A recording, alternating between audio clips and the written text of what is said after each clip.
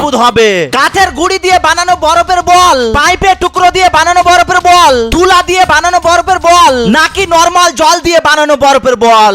আর এটা দেখার জন্যই মার্কেট থেকে 4টা প্লাস্টিকের বল নিয়ে এভাবে গোল করে কেটে নিলাম। তারপর প্রথম বলের ভিতরে কাঠের গুঁড়ো ভরে আর জল দিয়ে দিলাম। এবার প্লাস্টিকের পাইপ কেটে দ্বিতীয় বলের মধ্যে টুকরোগুলো ভরে জল দিয়ে দিলাম। আর তৃতীয় বলের মধ্যে তুলা ভরে জল দিয়ে দিলাম। আর শেষের বলটাতে শুধু জল দিয়ে দিলাম। এবার সবগুলো বলকে জমার জন্য ডিপ ফ্রিজে রেখে দিলাম। তো 24 ঘন্টা পর প্লাস্টিকের বলের ভিতর থেকে বরফের বলগুলো বের করে নিলাম। প্রথমে নরমাল জলের বলটাকে 3 ফিট হাইট থেকে ফেলে দেখা যাক।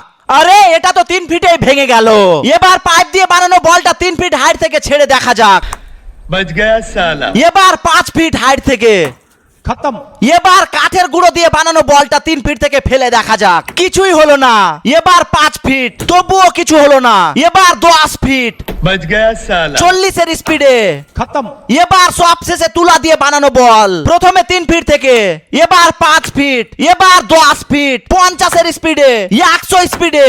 আর অনেক জোরে জোরে মারার পরও বলটা ভাঙলো না। তাই আমি ব্যাট দিয়ে মারলাম একটা ছক্কা।